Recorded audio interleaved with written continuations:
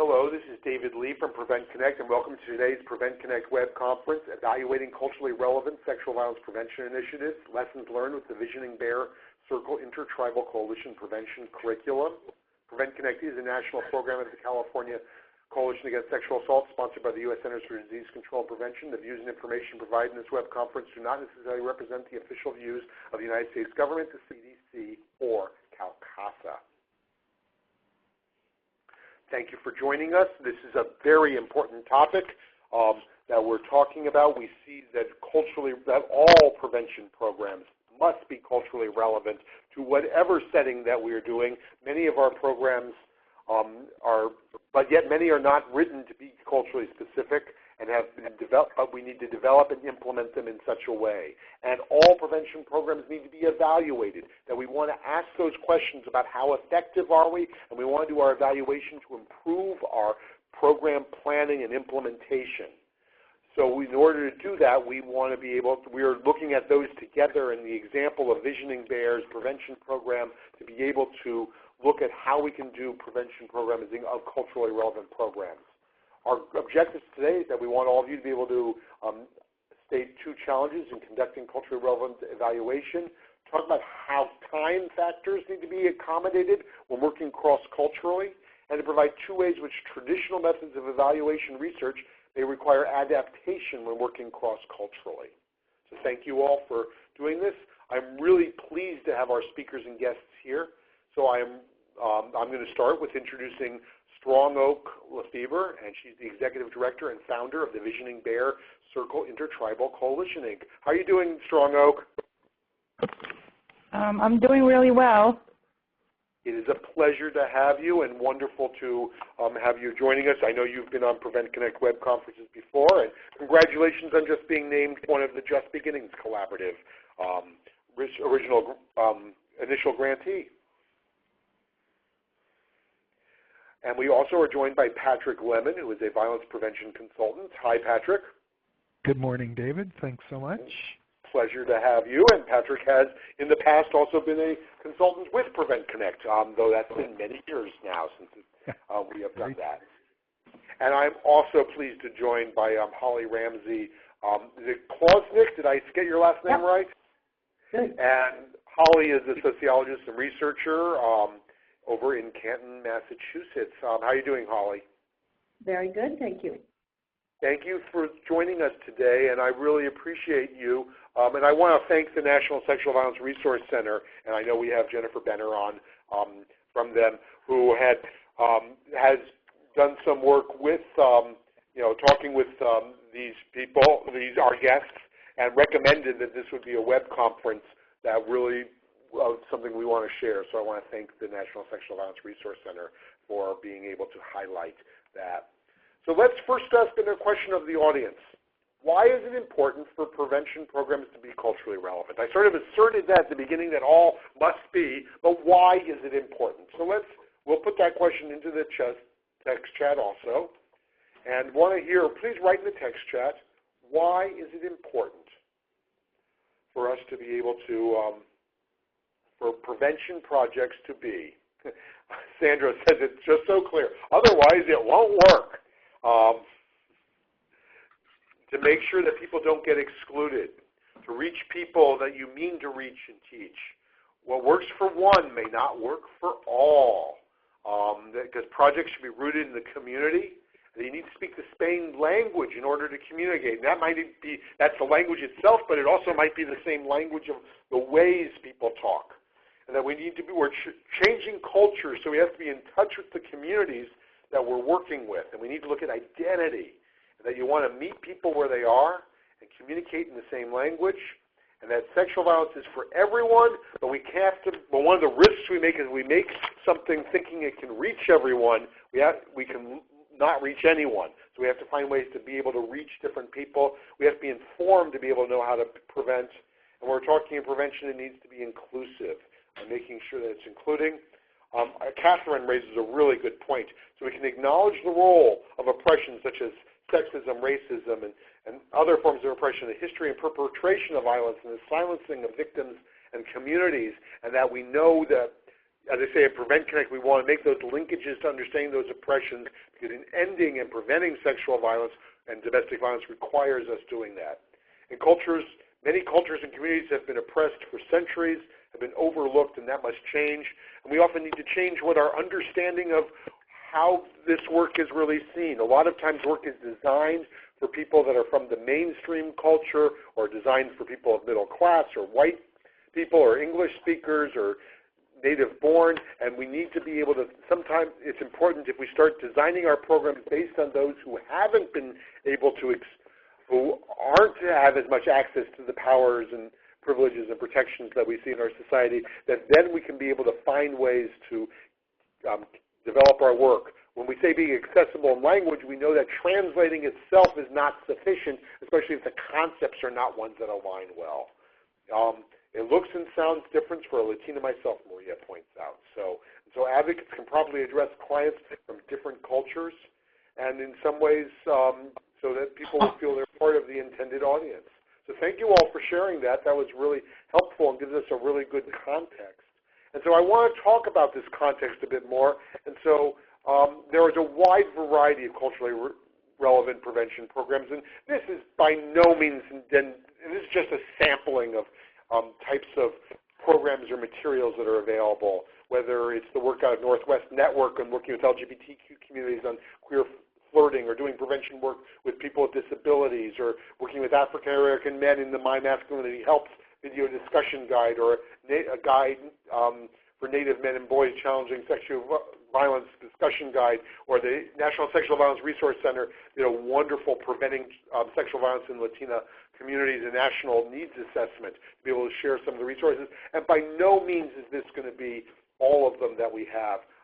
Thank you, Ashley, for putting a link to the National Sexual Violence Resource Center report that I think is a really nice tool. So there's a wide variety of those. And if you want to go ahead and write down others examples that you know in the text chat, please do that. We'll be posting those so people can get access to that information if there's other ones that you find important. And we know, we're not trying to be there, but we want to recognize that there are ones that have been designed for culturally specific populations.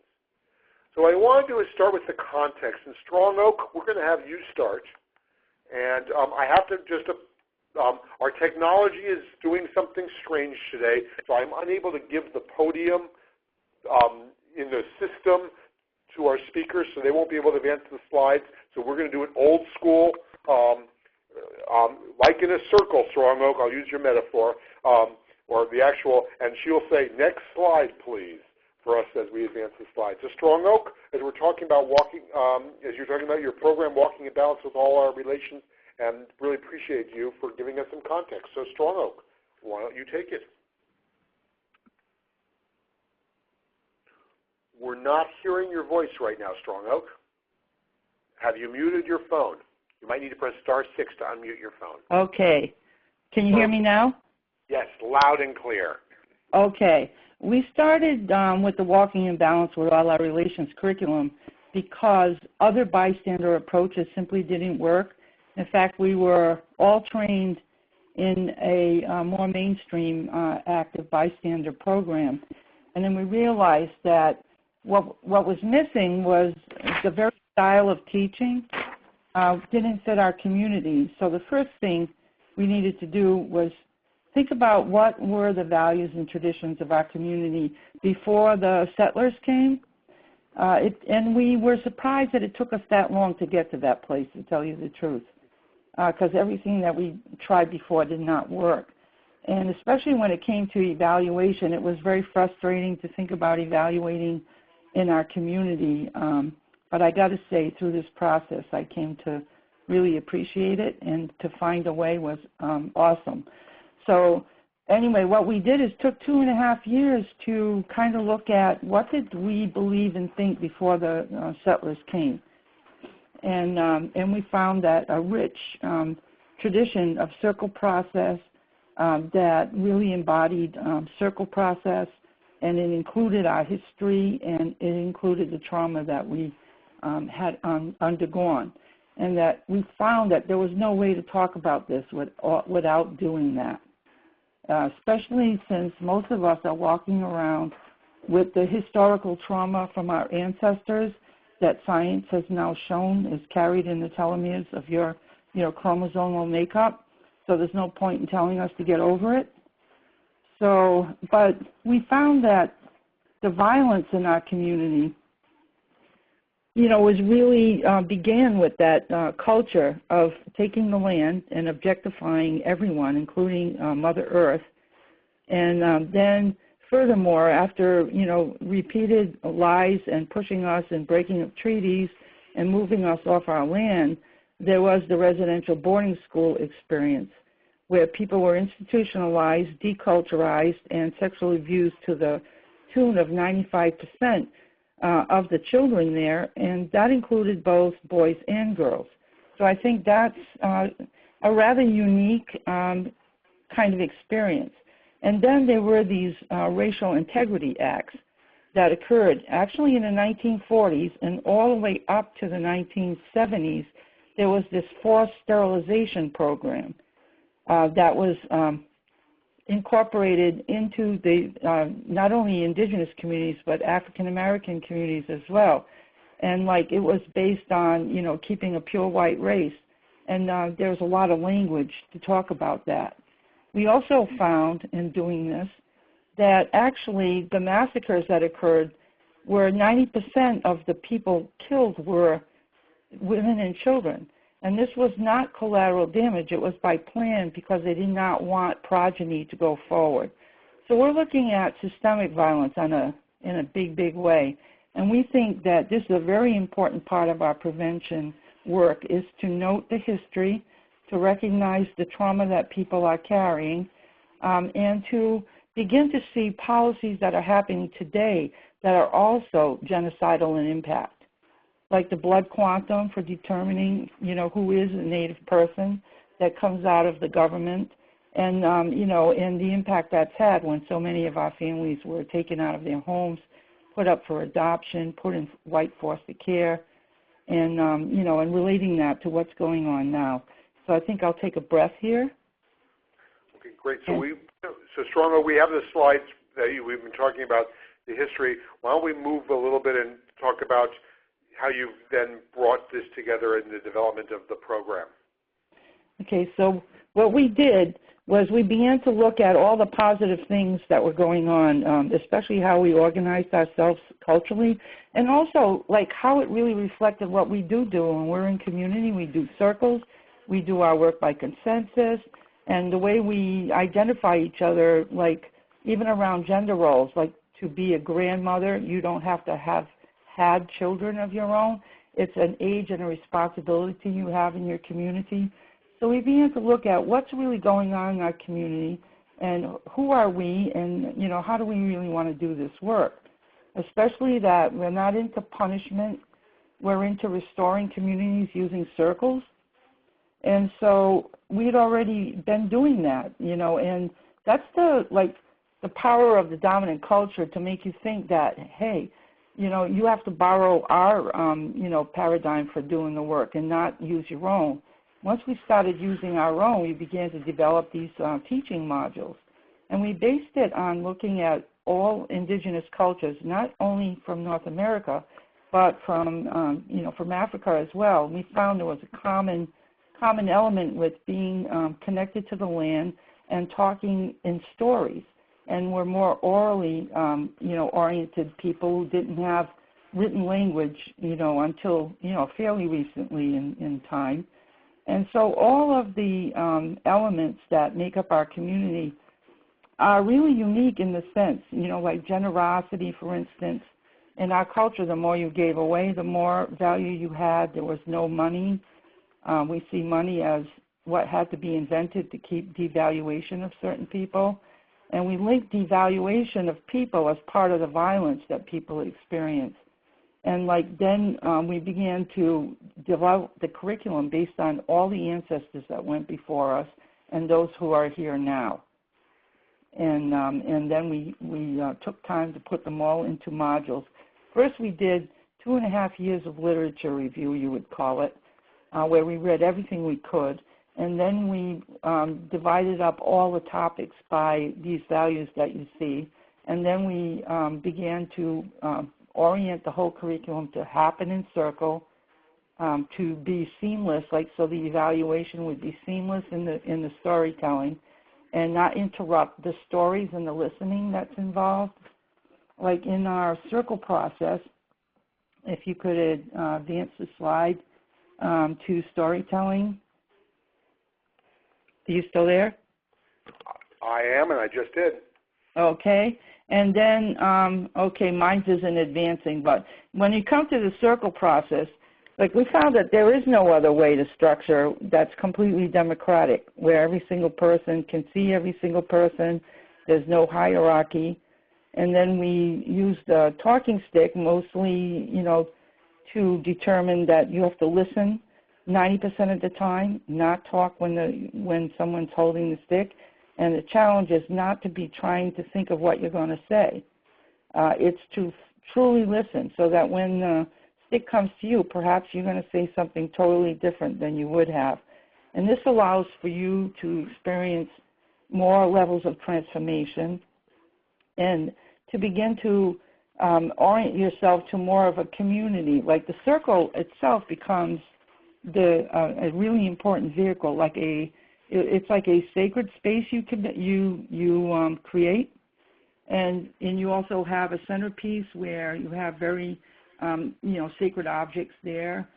Frequently we use feathers because what we say with that is that if a bird flies high into the clouds, it can see the big picture and all the details, but human beings, we're on the ground here.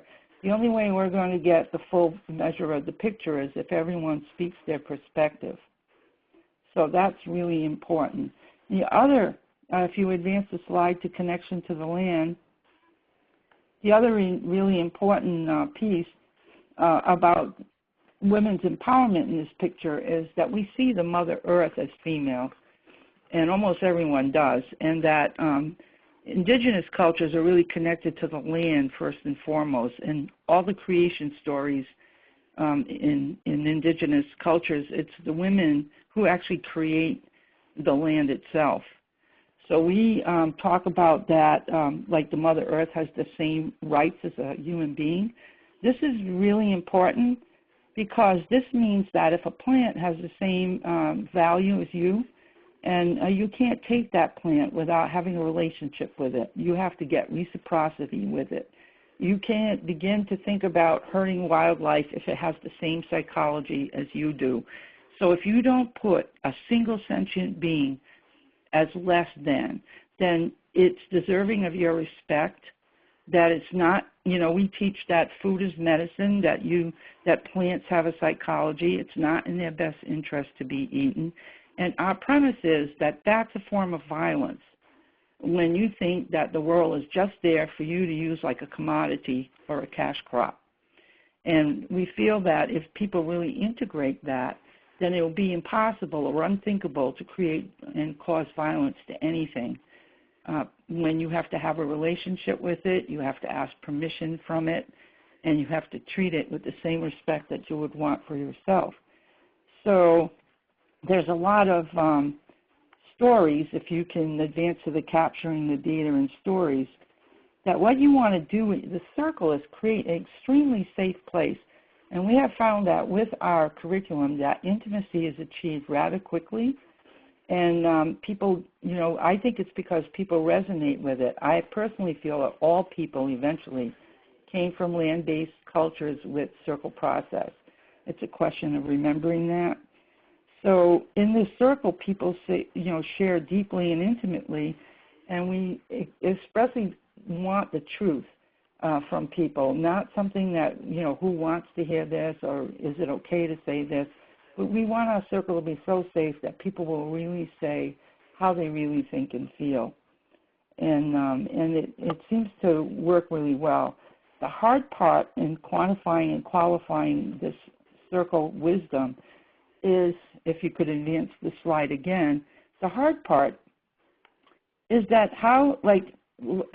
my experience so far is that most of the time, the real juice of the circle is not something we're actually currently capturing completely in the data we're collecting. and I'll save that for later on when the process of how we do this is more spoken about. But I'm finding that for me, you know, and for my community, we're all kind of excited about this evaluation now because we think it can be done, and we're excited that we think that we're going to be able to inform the dominant culture community about integrating some of these kind of concepts into looking at evaluation in other cultures that comes from the language of that culture. I do think it's important that the people involved are the ones that need to determine the evaluation with consultation outside the group, and because we're the only ones that kind of really know how it is to live in our communities. And for Visioning B E.A.R, what we wanted was to have a really safe community for people to be able to come to. We see this as a way of life more so than just a curriculum. Like, it'll set the protocol for what we do in the community when we gather. And we recently got land, 76-acre piece of land that we'll be able to bring all our teaching to, have all our gatherings in, and another smaller piece of property that just all dropped in our lap for being able to have ongoing gatherings of a smaller kind right in Greenfield. And then we've expanded ourselves to include the whole Northeast, and since we got funding. And I want to say that we did all this work last year. Not a one of us got a cent. I mean, we did all the work to do all this because it's critically important to us as a community. So I think that what I really want for people to take from this, if we advance to the, you know, how we can include an expanded definition. I'd love to hear what people think about expanding the definition, because from what I said, you could see that we think of the violence against our community as being systemic. We see it as, you know, in the money economy. We see it in cultural genocide. We see it in lack of access to resources, and we see it in housing in all different kind of ways. So we consider that. And also we consider historical trauma, you know, the experience of the, you know, the sterilization programs and the continued policies, you know, that seek genocide of our communities as a big piece of our prevention work. So I'll stop here. Great. Well, thank you, Strong Oak. Let's hear from the audience. We'd love to get, and could you talk about an expanded definition of violence? And so as we look at this, while we're focusing on sexual violence prevention in your case, or that we need to be able to look at this in a broad context. And thank you to Beverly, who talked about Mother Earth as being sexually assaulted with fracking, and how the, I was just on a call with someone from Oklahoma yesterday who said that Oklahoma now has more earthquakes than California, and that has been, science is indicating that is associated with the fracking taking place and the disruption. So how do we think about this in a broad way? And so I'd love to hear just some of your thoughts of us thinking about how we can be able to make those linkages of the violence.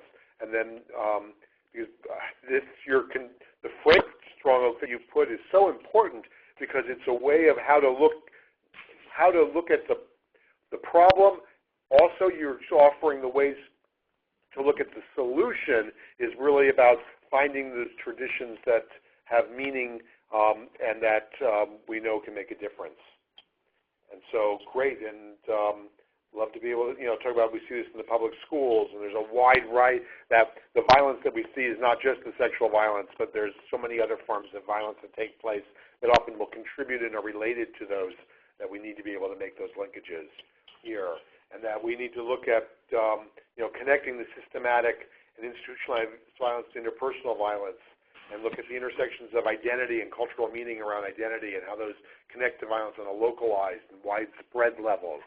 And that you're challenging us, Strong Oak, to be able to make these better connections and looking at that environmental violence that Beverly and Strong Oak talked about. Well, thank you.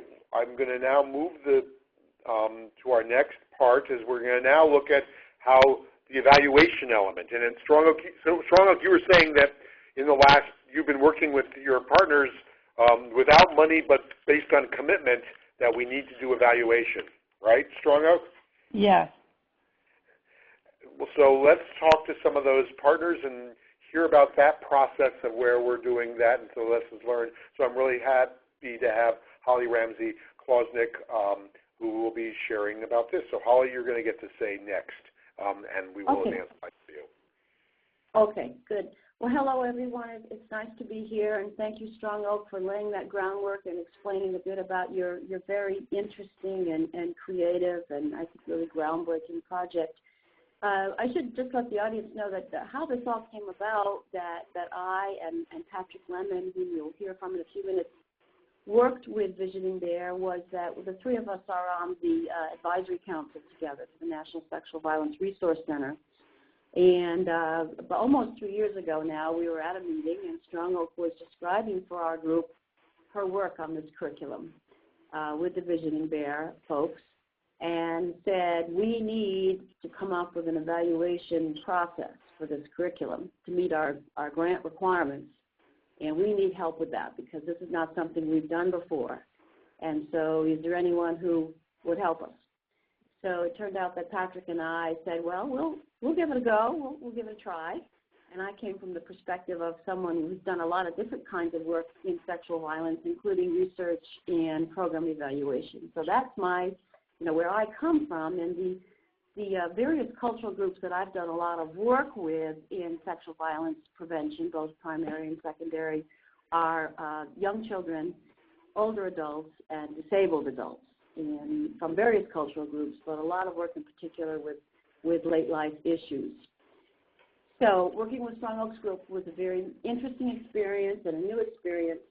And so what I'm going to talk about a little bit, mostly for the benefit of those of you who may be with us today who haven't had the opportunity for formal training in how to do program evaluation. Now, some of you may have had a lot of training. Some of you may have graduate degrees that have addressed this.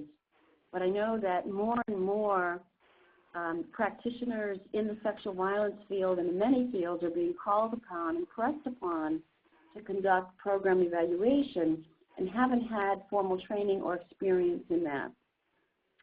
So I'm going to talk a little bit about some of the real quick synopsis of what we're trying to do in program evaluation, and that will lay the groundwork for the challenges then that we faced in trying to help Strong Oak and the Visioning B.E.A.R. group evaluate their work. Okay, so we're going to move to the next slide, please, David. Okay, one of the main things that we want to separate and differentiate when we're doing program evaluation is assessing that the participants like the material or the curriculum or the program or the experience, which is very, very important. You do want your participants to like the experience. However, because people say they liked it or they evaluated highly, doesn't really give you a clue as to whether or not the material that you created is actually effective in meeting your goal. So yes, it's very important to design your curriculums and your prevention programs such that your participants will like the experience, because if they don't like it, they won't use it and they won't refer others. We want to collect that data, but beyond that, we want to measure, did this material work to help us reduce violence? And that was the stated goal in the Visioning B.E.A.R. curriculum, to reduce gender-based violence in the communities using the curriculum. So that was our goal, to measure that. Okay, next slide, please. Alrighty, so one of the key issues to keep in mind as you design program evaluation is separating out macro and micro.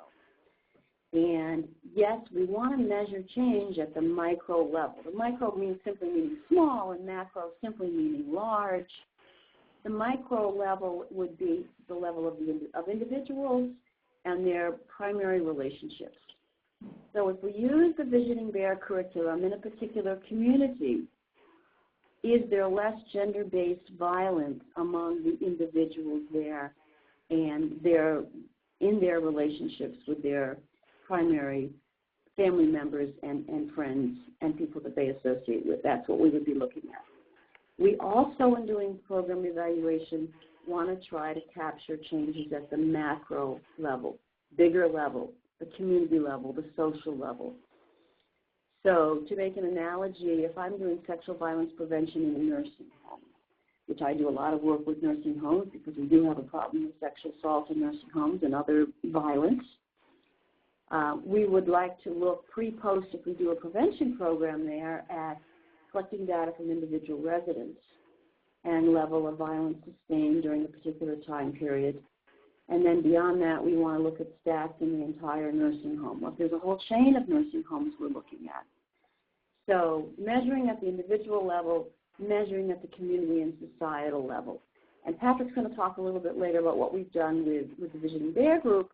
At this point, we've been able to do some micro-level measuring of change. We've not yet gotten to ways to capture micro-level changes. Right. Next slide, please. I just want to say just briefly on this slide, the language, often at Prevent Connect, we've been using the terms of the socio-ecological model. So on this slide, you can see that when Holly is referring to the macro and micro, the different levels that she's addressing. So thank you, Holly. Okay. Alrighty. Now, what you sometimes find when you do program evaluation is that you get change in the desired direction, which in this particular case would be less gender-based violence. And you get the change at the micro level. And that's great. That's wonderful. If the individuals who have attended your program or participated in your curriculum are experiencing less gender-based violence, that's wonderful. You want to see that, but beyond that, you want to see that spread to the larger group, to the community at large, and to the society. So you're hoping to find those changes at both levels, which is why we want to, in comprehensive program evaluation, look at the micro level, look at the macro level, and collect pre-post measures and then assess sustainability down the road at both levels. Okay, next slide, please.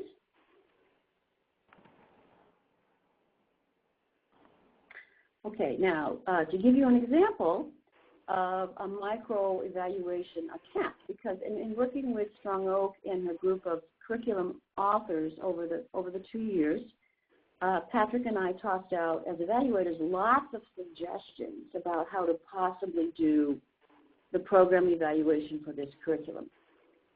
Some of those suggestions, Strong Oak and her group thought, okay, that might work, we could try it, and some of them have said, no, that's not going to work. And so we had to take our lead from the people we're working with, from the cultural group, the cultural members, what's going to fit and what's not going to fit. And we can't be the experts on that, obviously. The cultural group we're working with, they are the experts on what's going to fit in their culture. So one example in terms of trying to capture, does interpersonal gender-based violence decrease over time in the relevant communities? Those would be the communities in which the curriculum has been provided. One possible macro measure that I've used in other research and used successfully is the arrest stats. You look at how many arrests were there for domestic violence and sexual assault in a particular community before you did the prevention program, and then you look at arrest stats for those offenses after the prevention program, and you're hoping to see a decrease. Another possible measure is sexual assault center stats.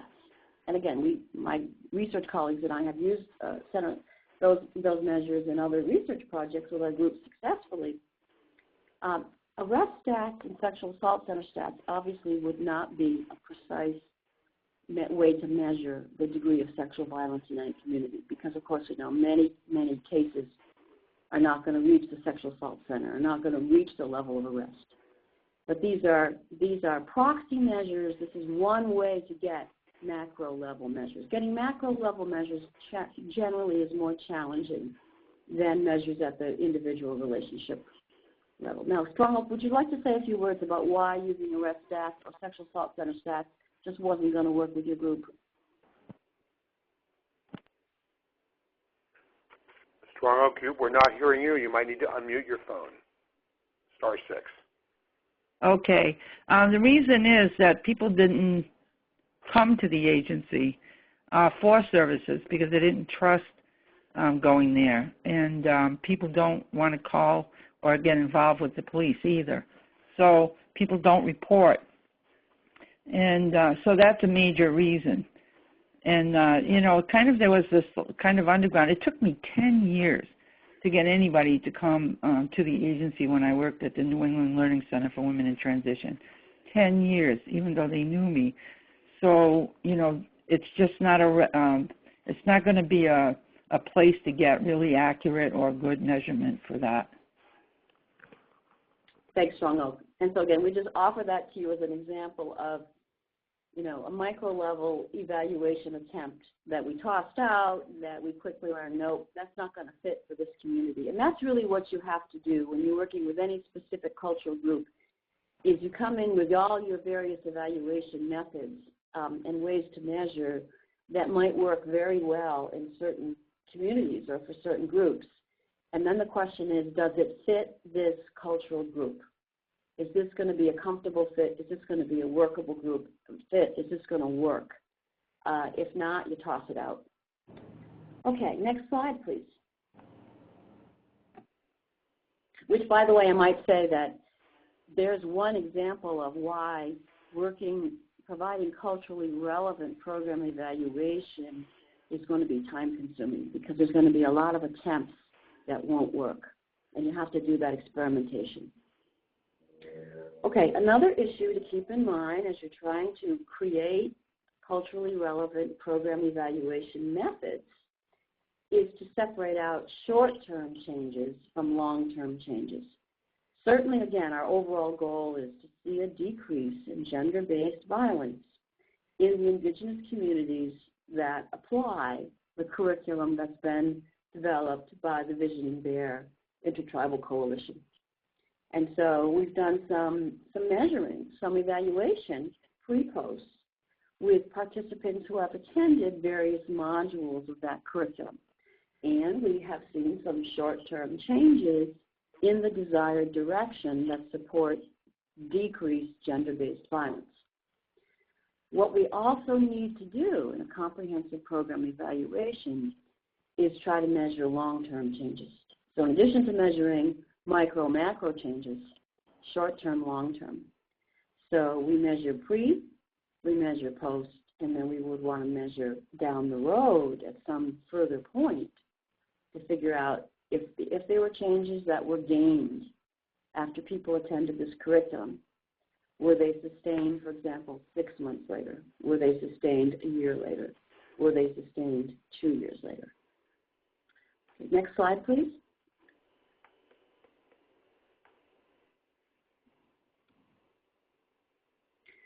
Okay, so we go through this process of trying to select appropriate, relevant, effective evaluation methods. And to do good evaluation, you would ideally want to use mixed methods, both qualitative and quantitative. So an example of qualitative is an open-ended question that you ask the participants who come in to attend a curriculum module. The module is on respect. You ask a question at the beginning of the module, an open-ended question. An example of an open-ended question regarding respect might be, how can respect be demonstrated for the land? And you capture those answers. And then you ask the same question at the end of the module, and you see if there are changes in the desired direction that would support decreased violence towards the land and towards people. Quantitative is more numbers. So an example of the arrest stats, that's a quantitative measure. Okay? You want not only mixed methods, you want multiple sources. And by the way, when you write a grant proposal, I know a nice grant RFP just came out from the CDC, so if any of you are interested in getting some money to do program evaluation, take a look at the CDC website. There's a nice request for proposals right now that you can put a proposal together to do some culturally relevant program evaluation. When you review those grants, as I've done many times, what we're looking at when we review grant applications is, are there mixed methods? Are there qualitative as well as quantitative measures to be collected? Are there multiple sources of data? We're looking for both subjective and objective measures. So subjective is, for example, the opinions of the actual participants who attended the curriculum. Objective would be, again, maybe some of your macro level measures, such as, again, if you could use arrest stats, which we can't use in this group, and we're still struggling with trying to find those macro level measures for this group. Objective would not be based on any individual's opinion, but some factual findings that you could gather. And again, to adapt it all to the cultural group. So again, I would urge any of you who are looking for money to do your culturally relevant program evaluation, take a look at the new CDC RFP that just came out. It looks real good. Great. And Holly, we just posted a link to that new RFP that came out. There's a great question, Holly, that came up in the chat that I want to pose to you. And Strong Oak actually responded in the chat. But when you were talking about sources of information, and particularly some of the subjective sources and qualitative sources, how do you think we could be able to use some of the art and storytelling or some of the traditional practices to become the data for evaluation? Do you have some thoughts about that and some of the opportunities and maybe the challenges? Well, I actually think maybe Strong Oak is more ready to answer that than I am because she's more familiar with that. I don't know, Strong Oak, do you have thoughts? Yeah, I do have thoughts, but, around capturing, I think it's such a critical element. Like the storytelling itself and practice of more artistic kind of things are like kind of an egalitarian way of sharing that increases people's value, which then would translate into, behavior change around preventing violence. I think it's a challenge to figure that out, but I actually am feeling really, really kind of confident that we'll be able to find that. Even in the more use of these practices would be a measure, like more people going back to their own cultural traditions, more people using, for instance, art and ceremony or developing tools. We were talking about children's stories on the chat, and the children's stories themselves could have, egalitarian sharing and violence prevention messages right within them, like early conflict resolution. So I think measuring the long-term impact would be challenging, but I think it's worthwhile. Mm-hmm. Yeah. With Strong Oak and Patrick, I'm reminded of one of the circles that we did together where Patrick and I were also participant observers. And we had adults and children in the circle, as you often do in your group. And we got a very interesting piece of art from one of the children who attended the circle. Do you recall that drawing? Oh, yeah. We had I think he was about an 8-year-old boy who had sat through the circle, one of the modules of this prevention curriculum. And I think that module was on generosity and giveaway. And his response to the post question was a very interesting, elaborate drawing with circles. And it was, it indicated, it really conveyed some of the thoughts that Strong Oak expressed earlier with, in the circle, everyone being equal and everyone being important and everyone having access to the resources. So it was quite an interesting post response from this young man, and we thought that was very powerful. So, there's obviously a lot more work to be done with evaluating this particular curriculum, and as you can see, we've just barely scratched the surface. Great. Well, thank you. I think it's a really great place as we look at the culturally relevant to not have to fall into the traps of what a mainstream pre- and post-test looks like, but the post-test could be a picture or a drawing or a story, or at least be an element of it. That how to analyze it is complicated, but I think that it's something that we should be really considering. Yes, and then another example, David, of how we tried to alter traditional mainstream use of pre-post tests. So, for example, I teach a lot of curriculums on sexual violence and for professionals typically, and of course we're always going to do a pre-post test, to measure what they know before they come to the curriculum and take the class or whatever, and to measure what they know when they leave and to see if they achieve the learning objectives. And it's usually a one-page form where there's a variety of questions and they write their answer. Well, we right off the top, when we started working with Strong Oak's group, decided we couldn't do the pre-post test with the participants who came. Strong Oak informed us, our folks are not really used to providing information in writing. They're much more comfortable with oral methods of communication. If you say the word test, you're going to scare people. They don't want to take a test. We can't use the word test. We can't give them a complicated form to fill out. And so I'll let Patrick tell you a little bit what we did do, but we had to really change that. We could not use the traditional pre-post test. So I think we were pretty creative in what we came up with, but Patrick will tell you more. We did, however, have to use pre-post questions, and we did, and there was a lot of experimentation. There needs to be more experimentation. We're finding a good pre-post question for each of the modules of the curriculum. It's important to select the right question, and that can take a lot of experimentation and trying with different groups. It's not enough to have the right question. You have to word it in the best possible way. You have to word the questions very simply so it's quite clear to everyone what you mean. Generally, the fewer words, the better in the question. You have to then test your question. And then you have to revise your question if it isn't capturing what you want it to capture. So again, this really speaks to the time elements involved in developing culturally relevant program evaluation. It's not a simple process or a quick process. Okay, next slide, please.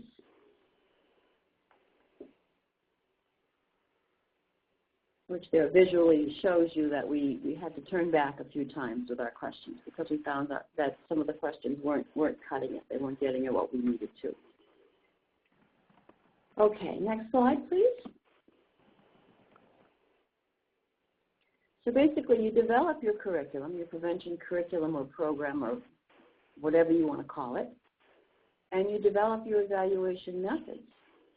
And then you provide your intervention, your prevention intervention, and that's not a redundancy or whatever the term is, you provide your prevention program, and you do your evaluation. And if you're not finding the changes you wanted to see, which in this case would be reduction in gender-based violence, then you say, does our evaluation process need to change?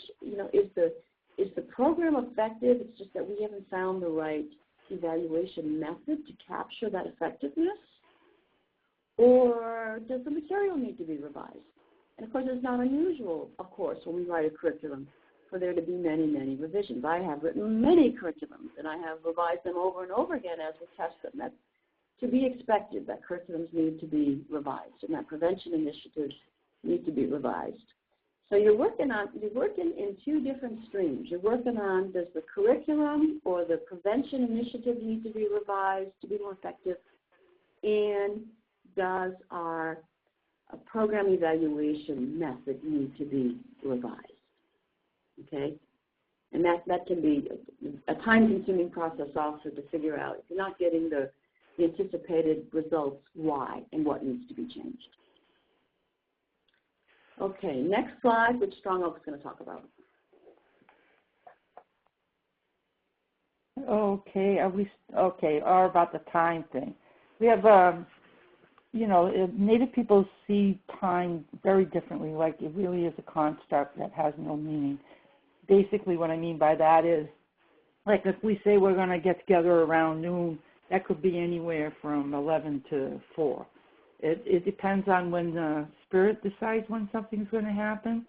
And really, it's kind of refreshing. It's based on the idea that things happen when they're supposed to happen, not when you want them to happen. And I think that some people in the chat probably can understand this really well. So we call it Indian time. And in actual fact, we don't measure time. And it's mostly about relationships and when things are supposed to happen, how they're supposed to happen, who's supposed to be there. It's all kind of seen like a more spiritually determined thing. And, it's been really hard for someone like myself. I'm kind of a bridge person. But I've actually managed to run my life based on Indian time, even working in a dominant culture, because I have a sense of organizing my work based on, I know kind of when it's due, but I don't, my day-to-day is not focused on that, and I find I usually get things done sooner than later. But I think that everyone, this whole idea, I want people to think about this thing about time, because we're all kind of indentured servants if you think about it, because your time is money. It means that your day is, owed to someone, that and your value is decided upon how much money you receive for that time and money. So I think this is probably one of the most violent concepts in a sense, because it's one of the architects of it. I mean, think about being able to get up in the morning and own your day, do the things that you need to do, like land-based, community-based people did, like tribal people did, knowing the work that had to be done, but knowing everyone was going to contribute to it. So when we do get together, we suspend this whole idea of time. We just trust that all the work is going to happen when it's supposed to happen, and that it will happen by the best people who do it. So I don't know what best I can say about this, because when we do our curriculum in the community, we will not have a time constraint. I could see us having circles like around a fire, going on for hours to get through one of our modules. And that's what I'm looking forward to. So far, what we've been able to do has been time limited, and it's really impacted the effectiveness of the curriculum in a big way. So time can be your enemy in any evaluation, because you can't always get through everything you set out to do. Great. And I love Strong Oak Autumn says that Tewa Women United, they've adopted planning with the moon cycle, and using the time and using that time frame has been helpful. Yeah, yep. Great. Okay. Well, it's very interesting to hear Strong Oak's comments on time, and of course I've heard her talk about this as we've worked. And here's, I think, a clash, because while we have to, as evaluators, respect the values of the culture, you can't do the work otherwise. However, time factors are very crucial and important when you're doing program evaluation. Time factors are essential. They're one of the components you have to look at, because, of course, if we want to measure the effectiveness of the prevention initiative, you have to measure at time 1, which is, you see T1 there, that's pre-program, before people attend the curriculum. What's the level of gender-based violence in that community? Post, right after they've just attended a 3-hour module. Have you seen subjective changes in people's opinions and attitudes and intentions to act? That would be post. And time 2. And then subsequent, time 3. If you saw changes at time 2 from the people who actually came in and participated in your curriculum, if you again polled them 6 months later, which might be your time 3, and I'm just pulling a number out of a hat at 6 months, are those changes in attitude and behavior and behavioral intent sustained? And of course you want to see that changes are sustained. So we have to consider time. The other way in which you have to consider time when you're doing program evaluation, even if you're doing program evaluation with a cultural group where time is irrelevant, is that if someone is paying for the time it takes to do this evaluation, that they want to see some results. If they paid for 100 hours of program evaluation, whether that's the CDC or whoever's paid, they're going to have to see some results. So unfortunately, in my line of work and in my culture, I don't have the luxury of saying time is irrelevant, because there's things I have to get done. I think it's a wonderful thing, this different attitude about time, and if you can live that way, it's great. But so here's an example of having to balance attitudes and beliefs and practices of the cultural group with other outside constraints that get layered on. And so I'm going to close by saying doing program evaluation with any group is complex and really takes some careful thinking through and a lot of trial and error. When you layer on the cross-cultural issues of working with a cultural group different from your own, the complications and the requirements and the room for errors really magnify. And I'm going to turn this over to Patrick. Okay, actually, before we do that, we're just going to ask a question of the audience on time, because we want to really, we think this was an important concept, and even one of our learning objectives was to reflect on the time. And thank you, Autumn, for actually giving us Planning with the Moon Cycles. I'm actually going to go check that out. So how would you do things differently if you weren't driven by the time imposed from the outside? I just want to think about that. In some ways, there was a process that Holly presented, which was we often operate on we plan something, we do it, and then it's done. But this is also a very iterative process to realize that we make mistakes, we have to try different approaches, and so it also affects the time. So let's just get a sense of how we're able to be able to think about how would you do things differently, and how do we address that, because this becomes really important in developing our culturally relevant programs, is that we have to be aware of that time element. And so having time to introduce themselves and create a safer community for building conversation, more qualitative methodology for exploration, and time for reflection and review. I remember when I was doing work with some Southeast Asian communities, when I would go to my initial meetings, it was all getting to know people, and we never got to what I thought was the agenda from my mainstream perspective. But yet that time that was spent getting to know each other and eating together was a very important piece that was then later set the foundation for us to be able to do work later on. Time's a gift we can give, and it's and as Sue, we see it as disrespectful to take someone's time and waste it for waiting for things to happen. So we have to think about so it's a different frame, that Peter talks about how we look at time as a gift to give, and also to have the time for, Ann talks about self-care and promoting general wellness. And actually can become more productive. So time doesn't mean that it just is more time, and I think, Strong Oak, you talked about that often you find it gets done sooner than later, but you weren't letting it being driven by that time scale piece. That's great. Yeah, that's Go really ahead, really, actually, some of the things I've been taught by my elders go counter to the culture altogether. Like I was told that I should let the ball come to me, that I should not go looking for the ball, and that's a really different value than the dominant culture gives. And like I found that, in fact, that it works best, and like more things would come my way if I got out of my own way and allowed the things to come to me that are supposed to come to me, not the ones that my ego is driven to do. And I want to make a note about this evaluation process. I think that it's very much a struggle. Think that if the dominant culture created the structure that instigated all this violence, cannot be just the only way to decide how things go forward. Because if you are the culture that created the violence, you have to hear from other cultures about being flexible about how to measure that violence prevention, and that it might take a conversation and a willingness to maybe explore other avenues of deciding what's effective and what isn't. Because we're all kind of in our own space, so to me there's a place in between has to happen.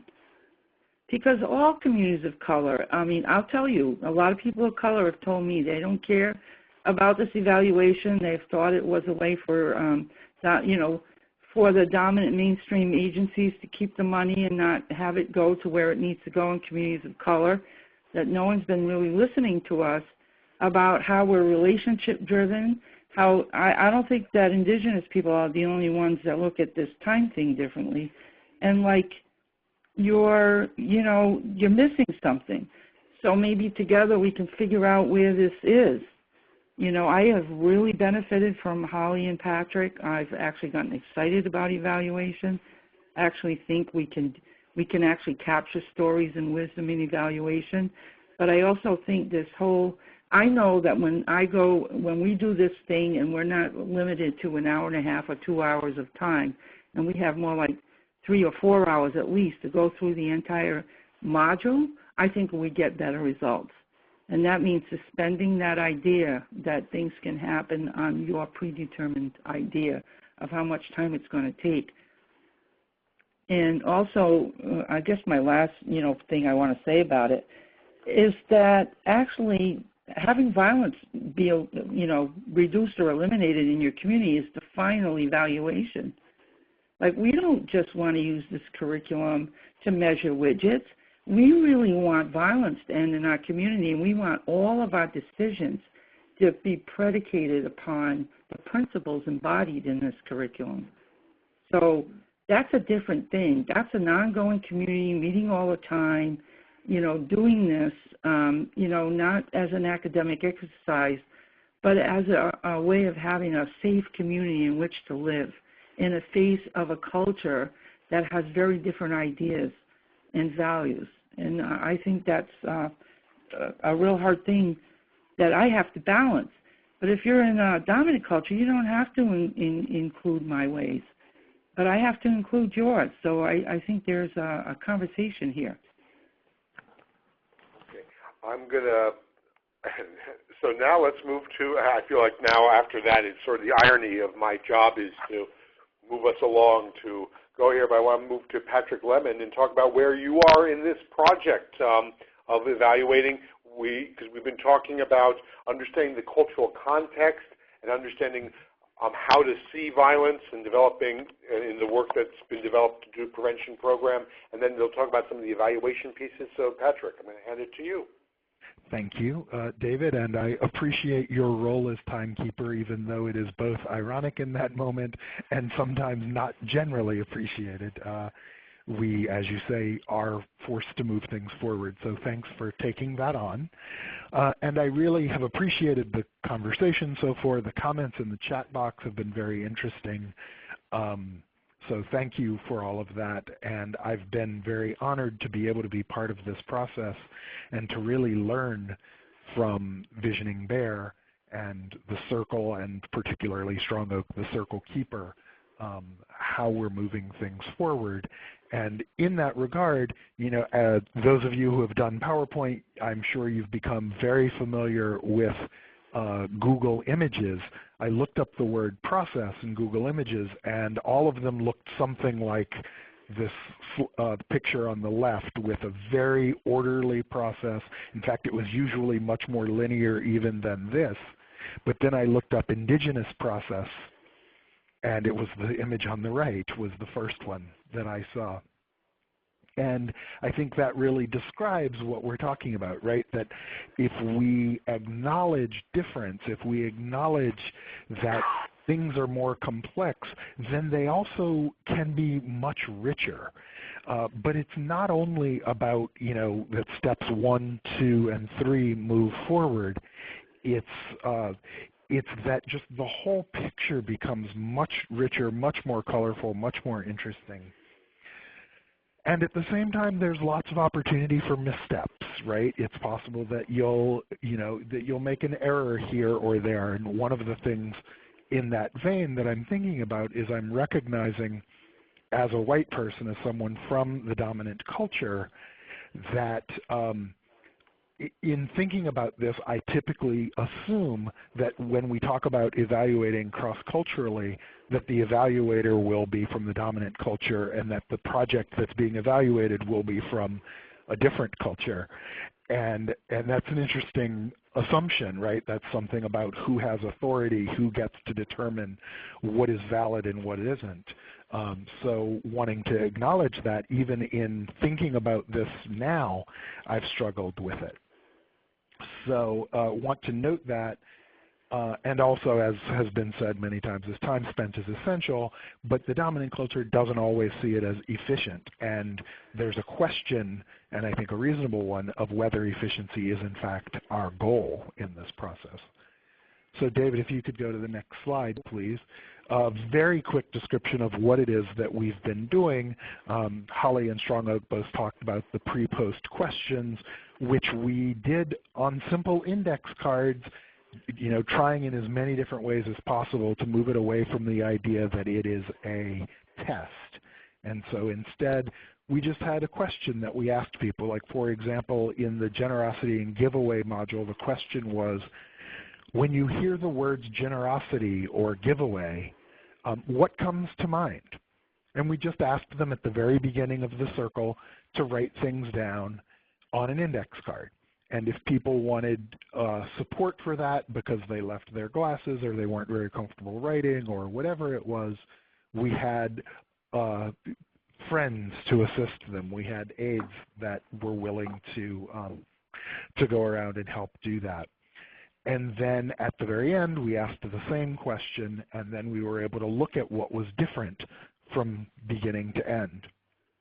We also, at the very end, asked people to go around and simply talk about how they had been affected by the experience of the circle, the experience of the conversation. So that's what we evaluated, or that's the way that we evaluated to this point. Those are the models that we've tested so far. And on the next slide, as I said, we've tested a few different potential tools. And one of the things we wanted to make sure that we weren't interrupting the circle process. And what we found, and we asked for feedback from people who participated, and they said it was not disruptive, and in fact that it might have even enhanced the experience because it kind of helped them to focus in a way that was very useful.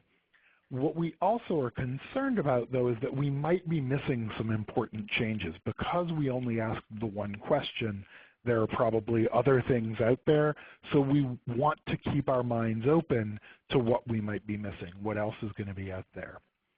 But to this point, we've had some pretty hopeful findings. We've only done this with 4 of the modules out of the 12. So again, this is a relatively early process, or very early results, I should say. But we did see through the index cards an increased focus on community welfare and on healing, that when people asked those questions, they were able to, rather than look only at themselves, they're looking at the community. They recognized the healing part of the process. And through the audio, it really affirmed that people felt deeply moved and engaged in the circle process, that they wanted to remain engaged in the circle process. And I think about that in connection to the comment Tang asked earlier about the use of art, and that one of the long-term measures using artwork might be if the process is continued in the community. So we have some initial indicators of potential long-term change of a similar sort, right? That that their engagement in the process and their interest in continuing the process is a very hopeful sign, we believe. So if we go to the next slide, still to come, what we have left to do is testing with more groups and with the full curriculum. Also trying out some other methods. We've done a few, we have more to do. And we really want to look at the overall impact of what's the experience of someone receiving all 12 modules in the curriculum. How does that affect them? What's the interactive effect that increases the impact over each individual session? And then on the final slide, or sorry, not the final slide, but the next slide, the key lessons learned that we feel we can offer at this point is they're largely process-based, as you can see. We feel like it's really helpful to team up on evaluation, that I think Holly and I did a lot better because we were together. Holly clearly in the lead, and I want to acknowledge that Holly did the bulk of the work and deserves to be credited for that. We want to team up on evaluation because we work better together.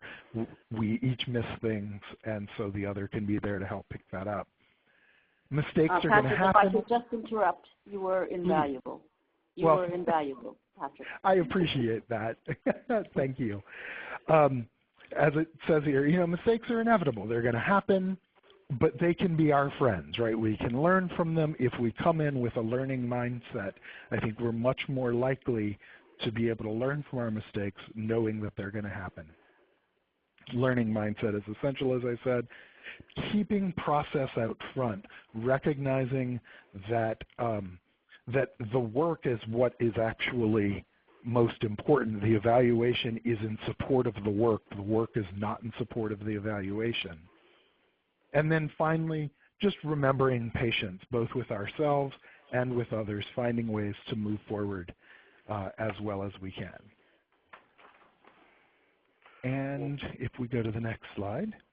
Well, great. And so I do see a few questions that have come up, and now I'm going to try to be able to, I'm not going to ask you to speak for the CDC on what CDC's take is on this, but that was a question that was posed. I think there's a little bit of just, it would be helpful, Strong Oak, how large are the groups, and how do you find intimacy and effectiveness is compromised or gained, even perhaps potentially in larger cohorts or groups? Well, there's two different things. Actually, we find that the smaller groups work best, like 8 or 9 people. It invites a lot more intimacy. We'd rather do more groups with smaller numbers. And then there's some larger stuff that we do that involves circle process itself, training just on circle process. And so, basically the smaller groups yield more change and more transformation and allow for more development and, flourishing of ideas and sharing in the group. Okay, great. Well, thank you. If anyone has other questions, go ahead and put them into the text chat. This is the time to be able to do that. Before I got one more question of our audience, but I'd love to get a chance to be able to, we're doing this. So Strong Oak, you've talked about your evolution of thinking about of evaluation. Where do you stand now, and where do you see the next, as a prevention practitioner and as a community member, how do you see this aligning with the values of your community and aligning with where you're able to move forward? Well, for one thing, even we see the prevention as a community issue. Like when violence occurs, we don't see it as just relegated to the 2 people involved in that. We think that it affects a whole lot of folks. So we kind of one of the key pieces for us is the restorative practices to wholeness. And we're looking for developing those. We actually are looking for this curriculum to result in incredible changes, like actual, we're working now, let's say, like taking the curriculum and the whole thing around the generosity module, practical stuff that we plan on doing is actually developing a way of bartering using both currency that is community determined, and we're linking up with a lot of environmental issues. So for us, this is a springboard curriculum to go into actual systemic change. And, even around housing, we've thought about, having spaces that we get from land trusts where we can actually have either little houses or, something done there that can actually be in keeping with the codes of the area and provide common space for people to live economically, sustainably. So we're looking at real practical solutions to kind of revolutionize the experience of our life. And that sounds like a big dream, but it's actually starting to happen. And and dreaming big is a good thing to do. And what we're trying to do is get our culture in the ways of our culture that are far more sustainable than has been passed on to us from the dominant cultural world, to actually see it actualized in our lives. So that's basically it. And say, for instance, we had a child that we saw early on having struggles with self-esteem or beginning to act out in ways that were, kind of a harbingers of possible sexual abuse that they've either experienced or are in danger of committing. What we do is intervene right away with that child and come up with ways to develop a circle of support around that child to figure out, what is it that's missing. Like, for instance, we might have a solution that a child would be responsible for taking care of a plant so they could actually see that they have impact in the world and that their actions really have impact. We would work that out for each child, with eldering and with circle support. So what we were trying to do is get out of the whole business of the whole judicial system when it's a real binary, punitive kind of way of looking at things. And eventually, if people are willing to participate fully in a restorative practice, we might be able to get diversion out of the judicial system. So it's a curriculum that's a springboard to action, and I think that will be a measure of evaluation too if it results in systemic change, not just behavioral change for individuals, but actual systemic policies. And that's kind of the big kind of sweep we're looking for. And what we have reasonable thing to be able to achieve, especially in Western Mass where so much stuff is happening. There's a lot of co-work being done between Visioning B E.A.R and other community groups, even as I share this. And Strong, just to put what you just said into the language of evaluation, those would be your macro level changes. Yeah, that's really what we're looking for. Right, and we're looking for it too, right. Yeah, and like it's already begun to happen. And right now the Visioning B E.A.R curriculum is being used in anti-racism groups in Western Mass because the people involved in it find that it's transformative and healing just to be a part of it. And then actions have come from it. And then we're finding that for dealing with conflicts that come up, that it's also a means for people to work that through. And, so these, one of the groups that we're doing, one of the 3 next groups we're doing is with community leaders, a multicultural group of people who are already working around anti-racism, Black Lives Matters, environmental, working to keep the pipelines from coming here. There's, people using this curriculum now in ways that we didn't anticipate when we started it. But it's kind of being embraced by the community at this point because it's effective. Well, thank you. I want to have people reflect on what steps they're going to be taking around this and what's been inspired from today. So go ahead and feel free to write in the text chat what are the next steps you're going to take and how you're going to do this. I know for me, I'm going to be thinking about reflecting on time, and that's a place of, and I love the notion of looking at time as a gift and waiting for the ball to come, and which is hard given the way that we live. There are some other questions that we have that were. Cynthia works with 9 different tribal entities, and what it's some of the challenges and opportunities in working with the different tribal entities, and how many different tribal entities you've been working with, and some approach to that. And there was also another question about what about doing culturally relevant programs when you get these large-scale requirements, like when you have 6,000 students at a university. And she did say that's a big question. I understand that, but how do we find that? Because a lot of what you're talking about is how to be culturally specific and honor that, but then how do we move forward there? So any last thoughts based on those questions, Strong Oak? And we do want to, and now I ironically want to say, and in the next minute that we have left remaining on our web conference. I think that building bridges between communities is where things are at right now. And that takes everybody being able to talk with each other. And being culturally respectful of everyone, And then the other exciting thing that, there's an honoring the ancestors of ancient America where I'll be meeting with people from all over the world, indigenous cultures, and being able to present this curriculum and talk about historical trauma. So I'm really excited about what I see going on and what's possible. Because I'm sure there'll be people from all cultures that are attending that gathering. It's happening in Illinois in August. Okay, great. And Strong Oak, would you, if people wanted to contact you, they could contact you by sending you an email? Yeah, and they can also go to visioningbear.org and get all my contact information there. Why don't you put your email into the text chat so people who want to be able to do that can have a chance to follow up with you? I will. Great, and I want to thank all of our guests for sharing with us today and giving their insights. So thank you, Holly. Thank you, Patrick. Thank you, Strong Oak.